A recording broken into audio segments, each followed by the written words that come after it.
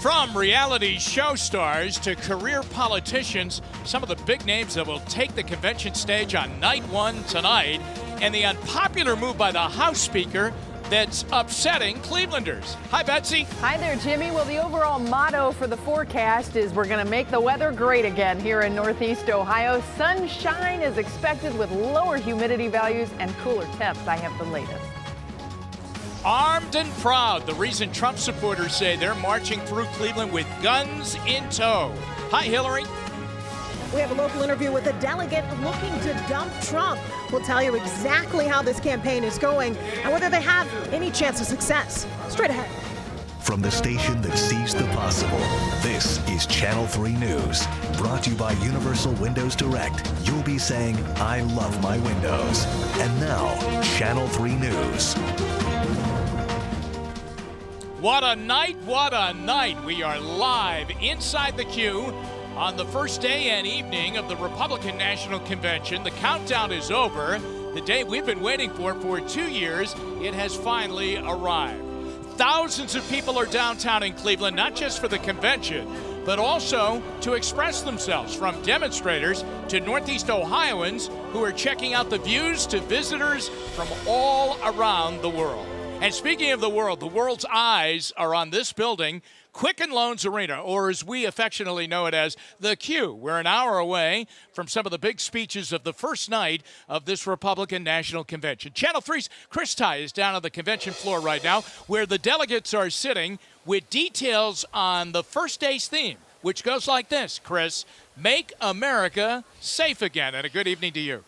And a good evening to you, Jimmy. They are just going through some mic checks and some run-throughs here on the main stage. And as you know, these nights, the first few nights, is a new way for the candidate to introduce themselves to the country. Donald Trump is well known to Americans, but tonight we want to talk about three people who will be on this stage who kind of check unique boxes to kind of ingratiate folks into Camp Trump. The first person is a name you might not know, but a face you do. That is Willie Robertson, one of the Duck Dynasty stars. He checks the pop culture box, and as you know, Donald Trump knows how to play that game and give people a little candy, a little something they might want to see that's a little out of the ordinary. He'll be speaking tonight. You mentioned, Jim, Make America Safe Again, and former New York City Mayor Rudy Giuliani underlines that point. That is the theme tonight, Make America Safe Again, and when you bring in America's mayor, the man who led New York City during 9/11, you're underlining that point and reiterating what Trump hopes indicates that he is the strong law and order candidate. Rudy Giuliani is on the stage tonight. And finally, there is the family card, and Trump is playing this very dramatically. Tonight, we'll be hearing from his wife, Melania. Throughout the week, we'll be hearing from his kids as well. He's really trying to play the family card in such a way that it warms him up. Maybe a lot of folks who don't see him as a family man will by the end of this. And we also should underline the point here also that Trump himself will be doing something a little out of the ordinary. The candidate will be on stage tonight, night one, introducing his wife, Melania. So that is the backdrop of what happens here tonight, and what they hope is when you add all of this together, it all will help Donald Trump's poll numbers, because if you look at the latest from NBC News, he is behind on the national front. While in many states like Ohio, it is just completely nip-tuck, the national numbers shows that Hillary Clinton leads Donald Trump by 5 percentage points. But again, that's not how you win the presidency, by winning the most number of votes in this country. It's by winning the states that have the most electoral college delegates. And then there is this, what might just be the most striking image of the day. Speaker of the House, Paul Ryan, is from the state of Wisconsin. He came into the venue today to kind of get his bearings inside the queue. And while he was here, someone threw him a terrible towel. The Pittsburgh Steelers' terrible towel. And in Cleveland, he whipped it around and showed enthusiasm for the Pittsburgh Steelers. Now, truth be told, he didn't bring the towel. It's not something that he was planning on doing. But in the moment, it was something that just seemed to fit. Jim, if Paul Ryan was running for president this cycle, and that kind of image showed itself on the main stage and now in the national media, you could almost put a dagger in the likelihood of him winning Ohio, and certainly Northeast Ohio. But Paul Ryan is not running, but we will hear from him a little later in the week. Chris, all he was missing there was a Ben Roethlisberger number 7 game jersey. I want to go back to night one on the dais, on the platform, on the speaker's platform tonight. Conventions usually take off with great first night speeches. They're momentum grabbers, so it's very rare to have the candidate himself come out and speak, even in just an introductory fashion. But when you're talking about Duck Dynasty, Willie Robertson, and compare that with Mario Cuomo's great speech in 1984 and State Senator from Illinois, Barack Obama in 2004, Chris, I don't know. What do you think? It's a very different world, isn't it? This is a virtual reality star, and we've seen Trump do it. We're now seeing Duck Dynasty do it. The thing to watch for tonight, Jim, is there was this floor fight, and I know you're going to talk about that a little bit later. Does Donald Trump wade into the waters of trying to play to certain factions of this crowd, those who want the rules relaxed, those that don't, or does he kind of keep it light with the Duck Dynasty and introducing his wife? The tone he strikes tonight may be a very strong indicator of what awaits us in the 3 nights that follow.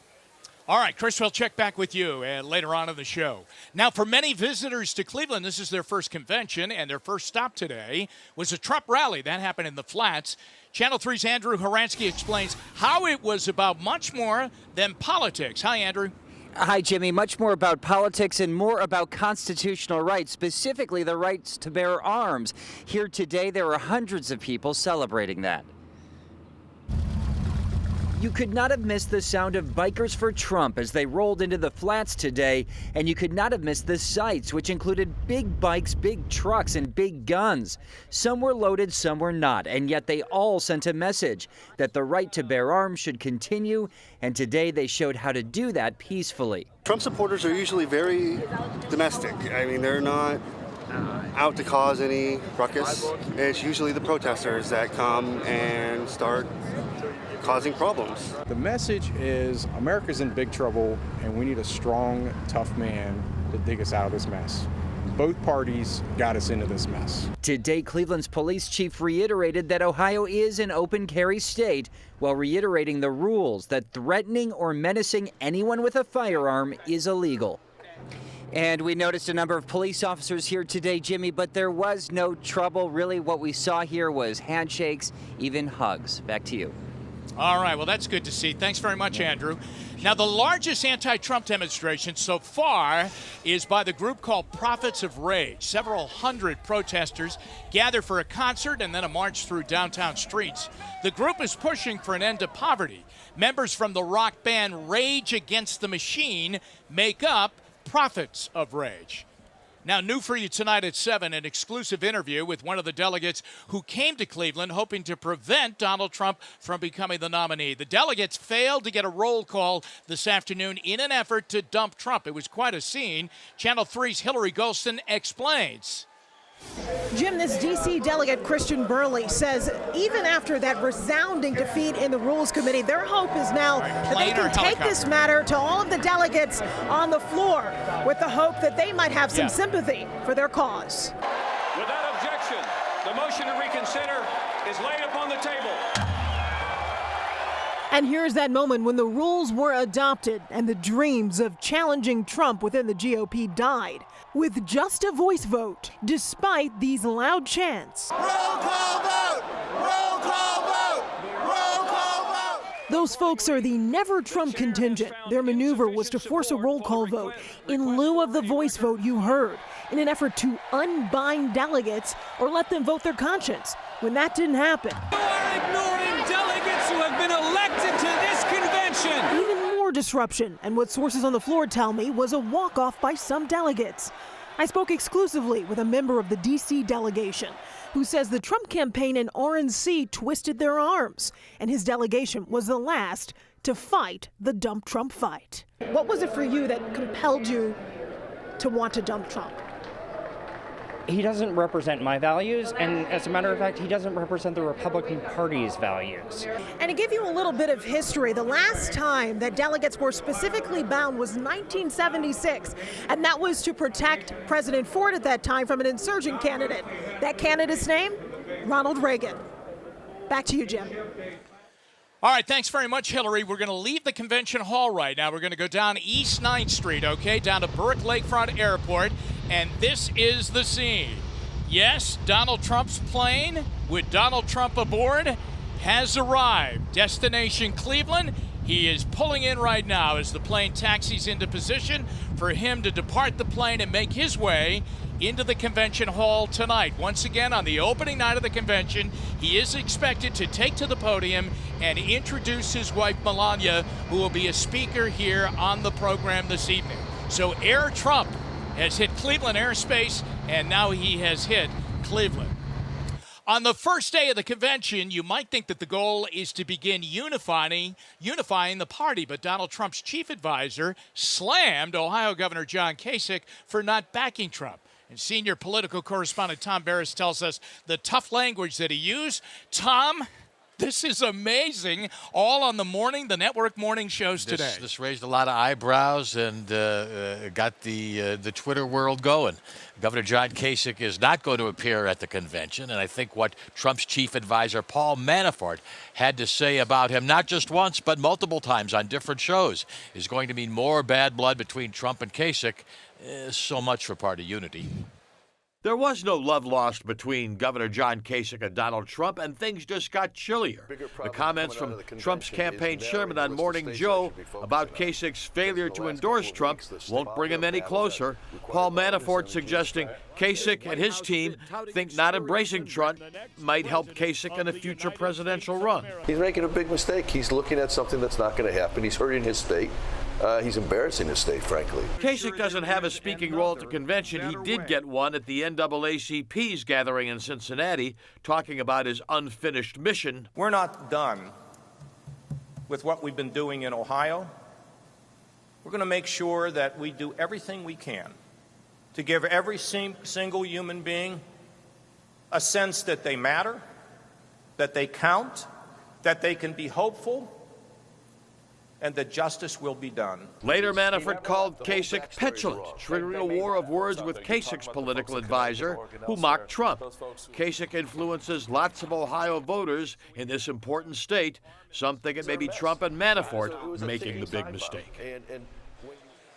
Now, Kasich told Lester Holt that Trump would have to change everything for him to want to even consider speaking.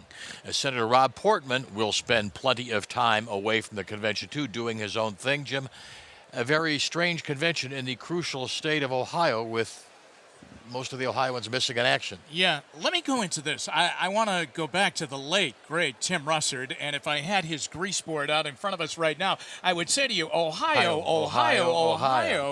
how do you mend fences here? Because this has been the one criticism of Trump, is that he could say, well, listen, I won't need it. We'll move on without him. Well, it's hard to imagine that, but he does seem to be minimizing, or at least this strategy does. And again, you know, he needs the support of the Ohio Republican Party to have a credible, strong campaign here. And they obviously were all in Governor Kasich's camp, so I don't see how this is going to help. All right, thanks very much, Tom. We'll keep our eyes on that. Next at 7, the RNC by the numbers, the huge undertaking that transformed the Q into a convention hall, and the big payoff the world will see coming up in the end. And she's inspiring crowds around the country. How this teenagers who sing so beautifully will share the political spotlight on tonight's center stage. We continue after this.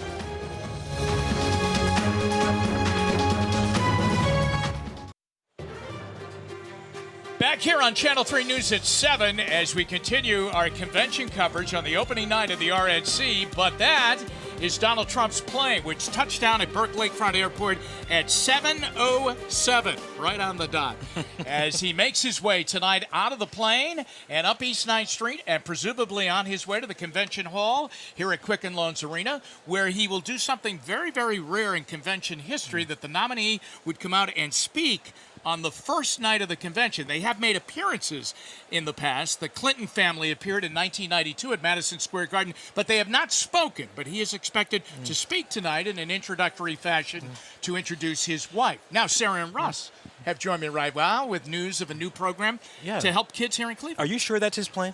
I think so. Yeah. I think so. What gave it away? I don't know. You know, always the reporter, Russ. That's true. That's true. All right, Jim. Yeah, thank you. Thank you very much for having us on tonight. Okay. Today, Congressman Jim Renacci announced a new program that is designed to bring hope and possibly jobs to teenagers in Cleveland. It is called Empower Cleveland's Youth, and will teach youngsters leadership skills and put them in touch with the mentors in the community. None of us started in the best place in life, but we all ended up in a good place in life by having mentors and pulling people with us.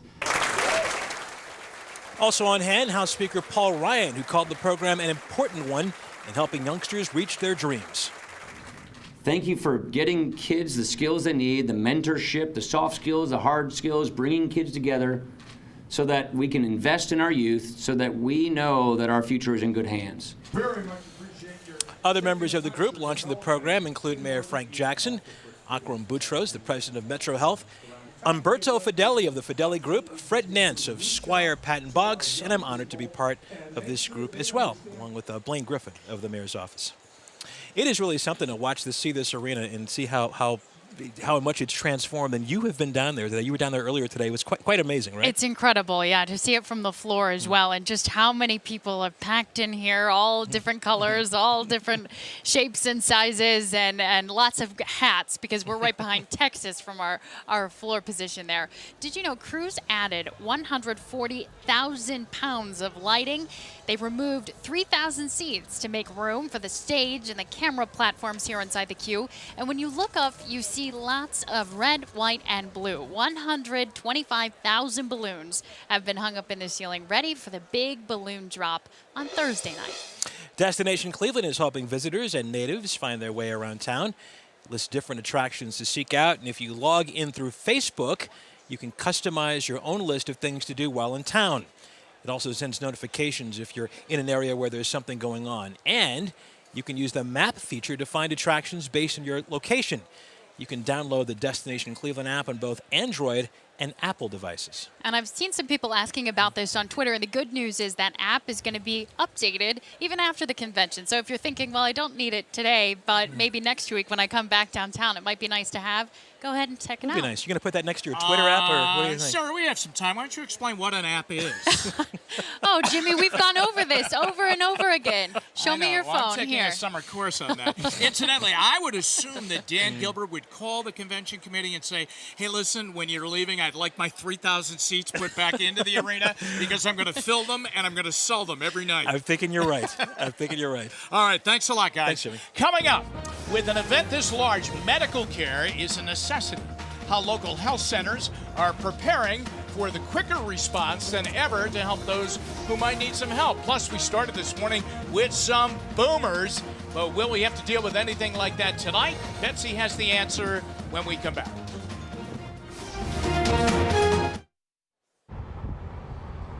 And we continue our coverage here live from the RNC, but I'll tell you what, at 7:07 this evening, Cleveland became even a little bit more exciting on this opening night at Burke Lakefront Airport. That is Donald Trump's plane that landed earlier this evening within the half hour, and he is expected to make his way to the convention hall here at Quicken Loans Arena tonight. I would imagine these people who are gathering for the first night of big speeches would be very excited to see Air Trump on the ground, and then Donald Trump making his way towards the convention hall to introduce his wife this evening as one of the speakers here on night number one, and an important night it is here at the RNC. Early reviews are coming in from visitors. They are very impressed with Cleveland, and they should be. And one of our points of pride here is the great health care that is so readily available. Senior health correspondent Monica Robbins reports on the mobile health centers our local hospitals set up for the RNC. Hi, Monica. Hi, Jimmy. Yeah, for the last 18 months, our local medical centers have been working together, preparing for the worst and hoping for the best. And now it's showtime, and after months of training, they're ready for anything. The medical plan on paper is now into full swing. Cleveland Clinic staff set up spaces at the queue ready for anything. We can start full resuscitation within the queue or progressive field at any time, and we're actually going to keep teams there overnight. So this will be 24 hours a day. There are 6 to 8 medical teams working inside the queue and progressive field, including an emergency room doctor. Outside the queue is Metro Health territory. They've set up medical tents in 3 locations around the queue and progressive field, ready to help anyone in or out of the security perimeter. When it comes to public safety, healthcare competitiveness melts away. We work together because we have an obligation. University Hospital set up at the convention center, ready to handle the medical needs of media, law enforcement, or anything else that comes their way. All hospitals provided the delegates with health information. We've got a number that people can call who are delegates here if they need, I forgot my medication home, where's the closest urgent care center? And then the assets that we'll have on site will be able to take care of all their medical needs. In case of emergency, ambulances are at the ready, along with Cleveland EMS, parked in secured zones with easy exits. There's enough medical staff to handle almost anything on site, and if there's a bigger problem, all have been training for the worst-case scenario. UH has decontamination showers ready to go. Metro Health just opened its brand new critical care pavilion that adds an additional 85 intensive care beds if needed. Everyone hoping they won't be. But this message is clear. It's really going to show the media and the delegates, wow, what a great city, a city on the comeback. They got the Cavs, but they got world-class health care too. Now, the clinic and other medical centers have had about a half-dozen training exercises preparing for the RNC. They're also prepared with staffing and supplies and have enough needed to run independently for 96 hours in the event of an emergency, Jimmy. All right, Monica, thanks very, very much. Sure. Now, on this night one, a very special guest will be singing the national anthem a little bit later tonight. Listen.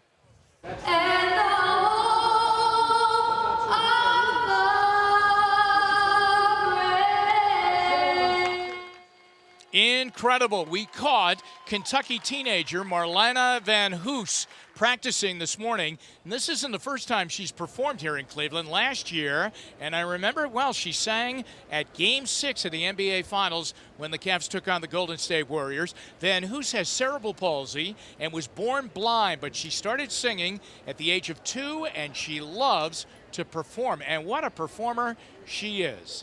Now, let's go back inside. Our studio's back on Lakeside. That is where we are, Betsy, isn't it? Lakeside. Is the station still at Lakeside? Okay. It's somewhere over there. All right. You can take it from here. That's right. We're on the end of town that is not shut down, on the north end of town, overlooking Burke Lakefront Airport. And boy, what a beautiful sight we have across northern Ohio as the sun continues to shine. It's a great night. Temperatures fading back into the 70s through the midnight hour. And tomorrow morning, we are likely to start the day in the 60s in many locations. Northeasterly breezes will be the rule, and mostly clear skies will be the rule as well. You can see some faint clouds coming across the lake and kind of pick out the line there. That is the cold front that's moving through. That cold front is the leading edge of cooler, drier air and clearer air as well. Lot of cloud-free skies off to the north of us. That is what we have coming for tomorrow. And I mentioned that dry air. It is sitting up here in the northern lakes. It will be spreading southward, and that will bring us some much-needed relief from this humidity in the coming days. Now, as far as the lake goes, those northerly breezes will have a little bit of an impact, kicking up a little bit of wind chop. 1 to 3 footers expected in the near shore waters for the day tomorrow. And as far as tomorrow's planning forecast goes, we will see abundant sunshine, a few clouds coming and going, but I think temperatures will be the real star here as we start off in the low 70s at 8, 9 a.m. once the workday gets going, and push into the 80s for midday. We're going to hold in the upper 70s and low 80s even as we get through the evening hours. Your Window Nation forecast has temperatures surging as we head through midweek. We'll start off cool, right about 80 tomorrow, and then making it into the low 80s for the day on Wednesday. Thursday, a heat dome will be building in the central portion of the country. We'll be in the eastern edge of that. Could have a few ridge runner type thunderstorms that will be coming our way, but we'll just kind of have to keep an eye on all of that. Temperatures getting into the low to mid 90s and staying there as we wrap up the week and head into the weekend. Jimmy? Betsy, thank you very, very much. And right now, we've been following Donald Trump's journey here to Cleveland on the opening night of the convention. And we have picked him up right now as he has exited his airplane at Burke Lakefront Airport. And the motorcade right now has formed and is escorting him out of Burke Lakefront Airport and on his way to downtown Cleveland. There are some of the cars. There is part of the motorcade that will make Donald Trump's way. And there they come. His plane landed at 7:07, and again, he is on his way to the convention hall here at Quicken Loans Arena and will be part of the evening's program coming up tonight. Next, the convention started with a bang, with rock and roll for all kinds of visitors, but that's not the only party going on this week. How one local landmark has transformed into a big GOP party central when we come back.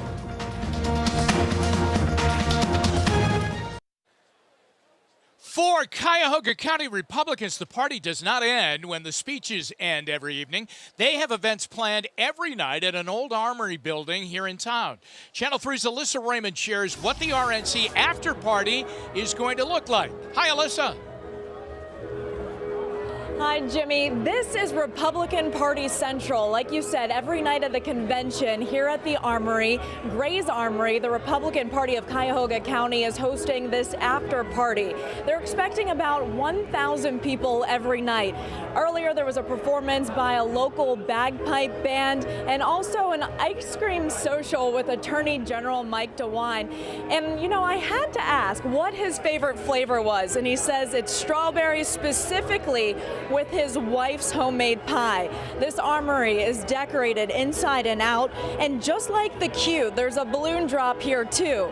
Here's what the Attorney General and a member of the Cuyahoga County Republican Party had to say about tonight's party and beyond. This is important for the Cuyahoga County Republican Party because they're in a sense a host. They're, you know, this is their county, this is their city, and so I think it energizes people. Primarily, we want people to get together, to get to know each other, to talk to each other, and to build unity within the Republican Party here, not only in Cuyahoga County, but in the state of Ohio.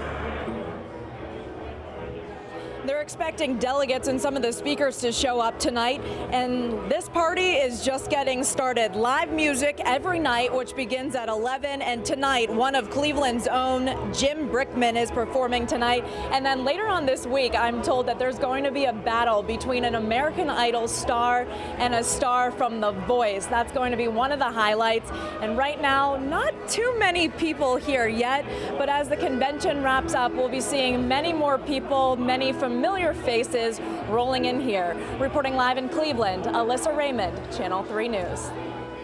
Alyssa, thanks very much. We move on. Ohio Governor John Kasich will not attend this Republican National Convention. That has some people, of course, shaking their heads. Now, for more on this, we send it down to Channel 3's Chris Ty. He's back down on the floor. Hi, Chris. Hi, Jimmy. There are a lot of interesting storylines that we haven't seen at conventions like this before. Of course, the nominee is speaking tonight on night number 1. We have an infusion of reality stars that are going to be here. We just saw Lou Holtz in the hallway. We know some of the members of Duck Dynasty will be speaking. But the fact that the sitting governor, who is of the same party as the person who is being nominated for president at a convention in his home state, the fact that he's not here, John Kasich, is one of the big storylines. We just saw Newt Gingrich talk about it on a number of cable network shows. I just saw the former speaker talk about it. I asked Chuck Todd, the moderator of Meet the Press, how strange is it that we're seeing this series of dominoes fall? Listen to what Chuck had to say. On a scale of 1 to 10, how weird is it that John Kasich's not here? To 12. I'm sorry. It's bizarre. It's a bizarre decision on both his part and the Trump part.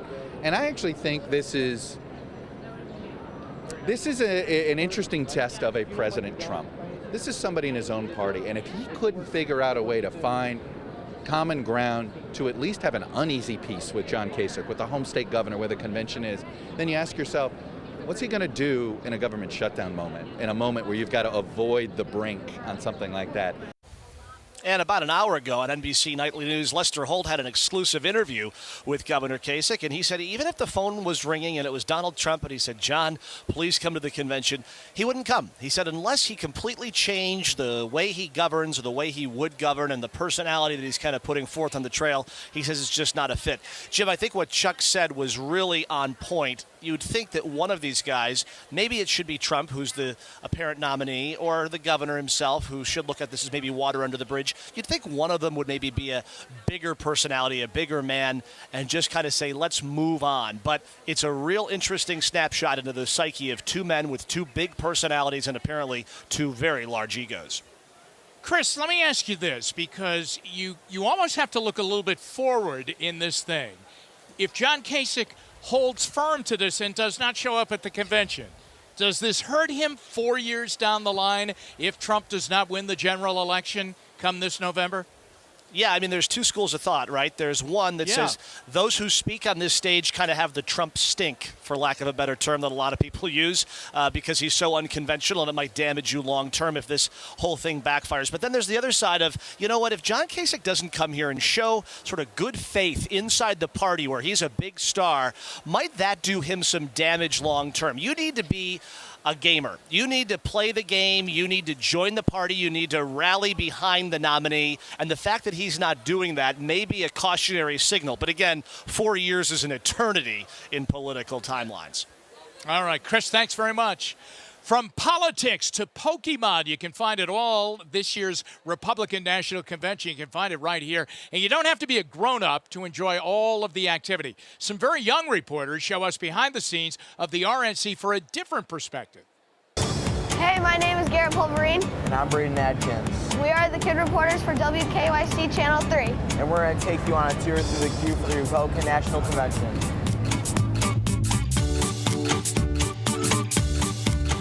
Now that we're at the queue, let's take a look at one of the most interesting places on the floor. Let's go. We're down here on the floor of the RNC, and we see all the states, but we can't seem to find Ohio. We finally found our seats in Ohio. We're sitting where the delegates would be sitting. Now we're looking directly at the stage, and all we need is Trump. Here are all the live reporters that are at the RNC, and here's WKYC right here.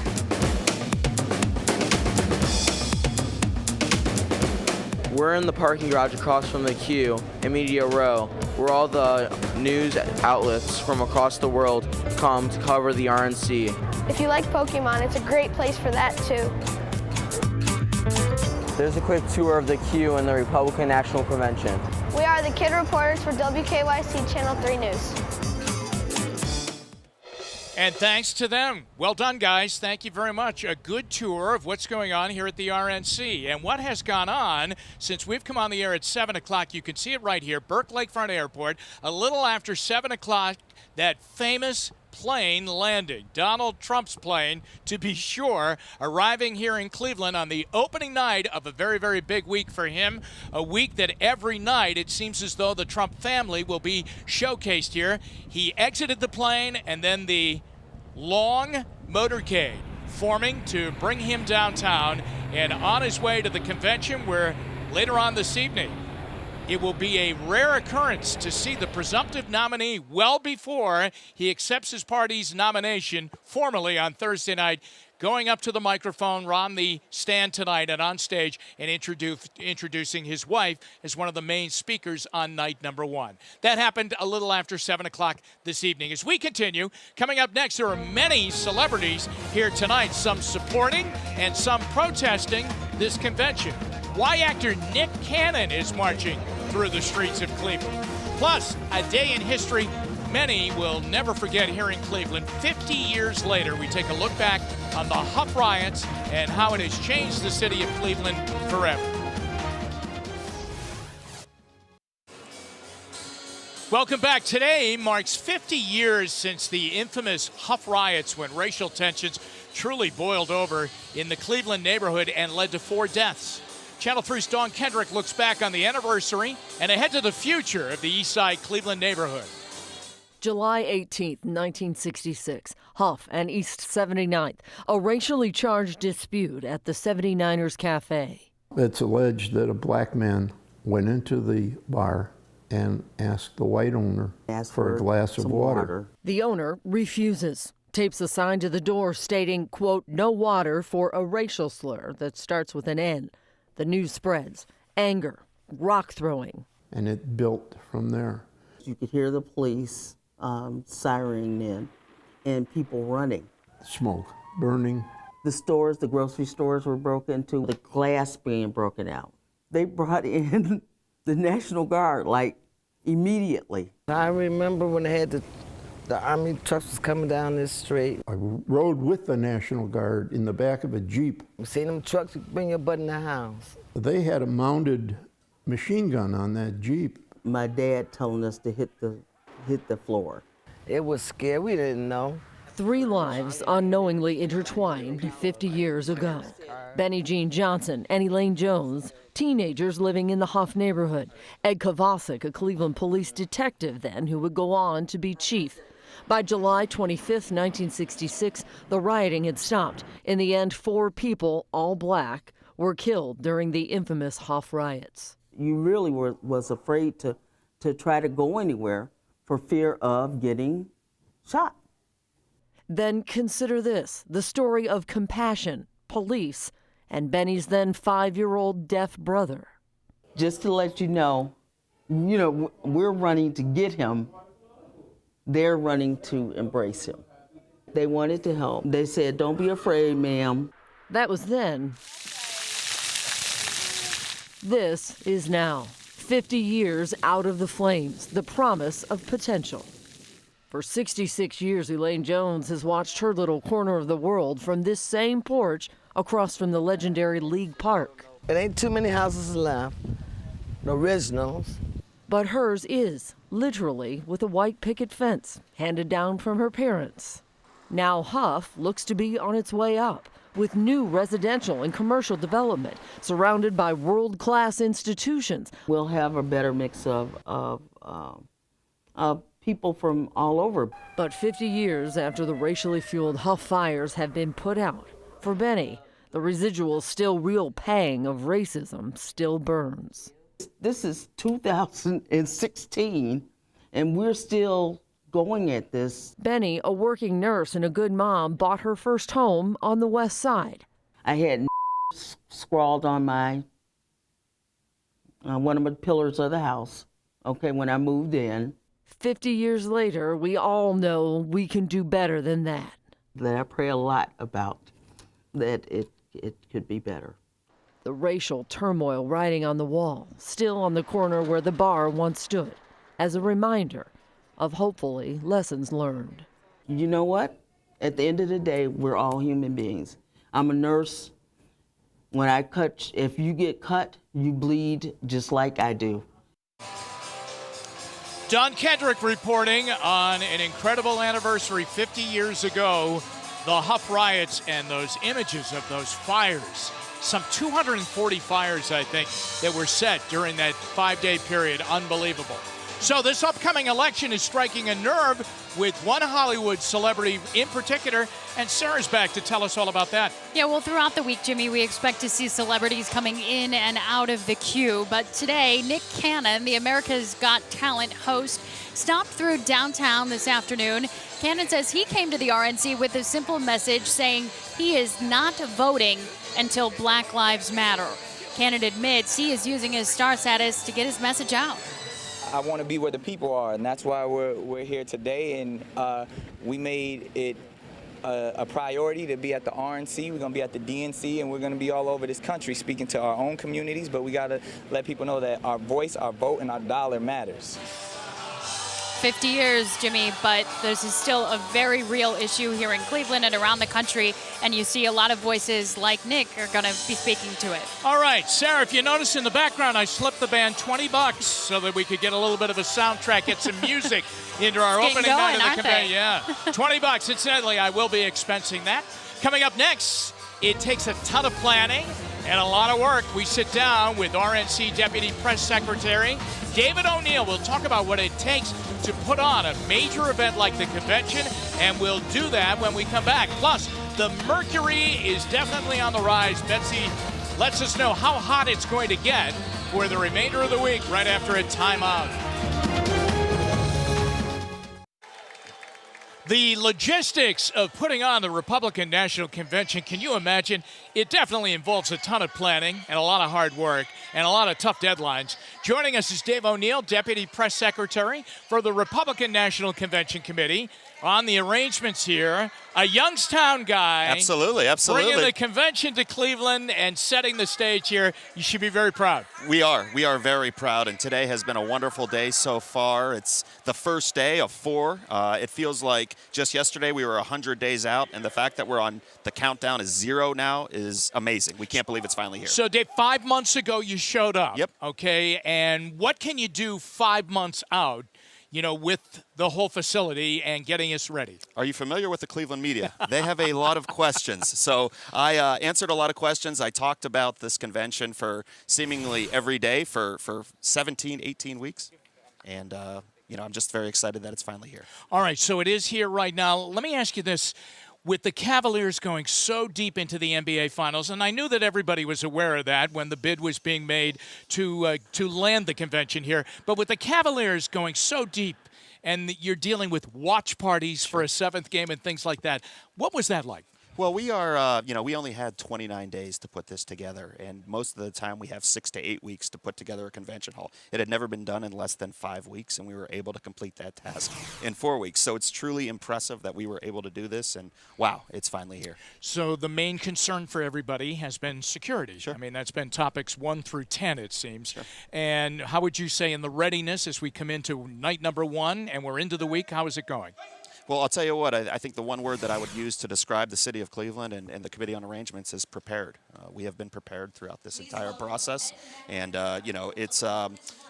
today I think has gone very well. I think the people of Cleveland are a peaceful people. And we expect this to be a safe and secure convention for the next 3 days as well. Yeah, how did you find the whole cooperation with everybody here in Cleveland? It's been fantastic. Look, as Republicans, we know going into major urban areas and large cities for conventions, it's going to be a little bit different.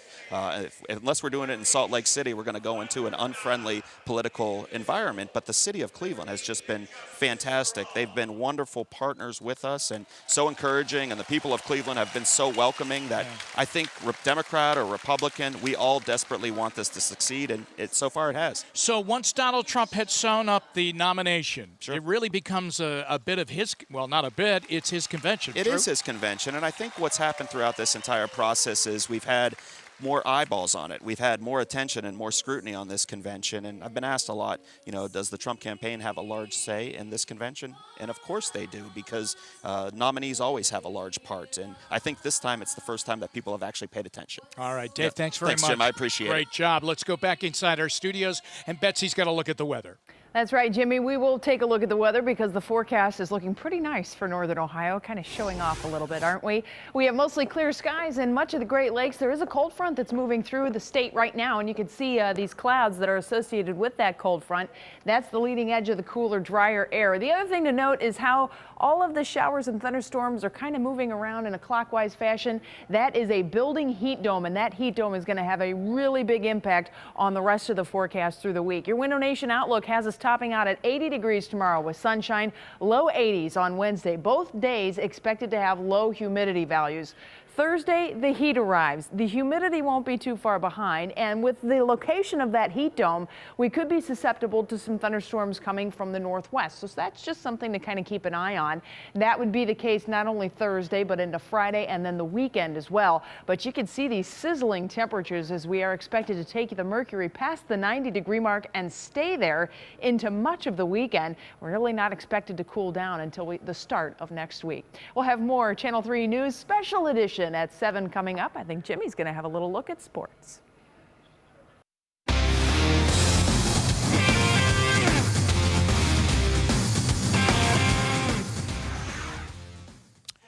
All right, we're back at the convention hall, and I will speak lightly as we go into sports here tonight, which will be a totally different sportscast for me, but the invocation is going on behind me. The Indians are in Kansas City tonight at the start of a 3-game series. That game will begin at 8:15 tonight. GOMES, the Indians catcher, is definitely on the disabled list. A separated right shoulder. He's out 4 to 8 weeks. He will not need surgery at this time. Ken Rosenthal says that the Indians are reluctant to look for a catcher right now. They have 2 pretty good ones, Roberto Perez, who's back and active for the Indians, and Chris Jimenez. Gomes has started 63 games behind the plate, has had a tough year at the plate, hitting only .165. LeBron James has informed the Cavaliers he will be re-signing with the team. Still no timetable to get the deal signed. LeBron is currently traveling around the world, Spain, Hawaii, LA, eventually back to Akron, then up 77 to Cleveland and sign his deal. $27.5 million for 1 year, or he can sign a multi-year deal and make $30.8 million next year. The Rio Olympics, 18 days away right now from the opening ceremonies. Local interest, and we have updates for you. CARLIN Isles, named to the U.S. Rugby Men's Sevens Olympic team, born in Akron, moved to Massillon, went to Jackson High School in Massillon, went to Ashland University, the fastest man in rugby.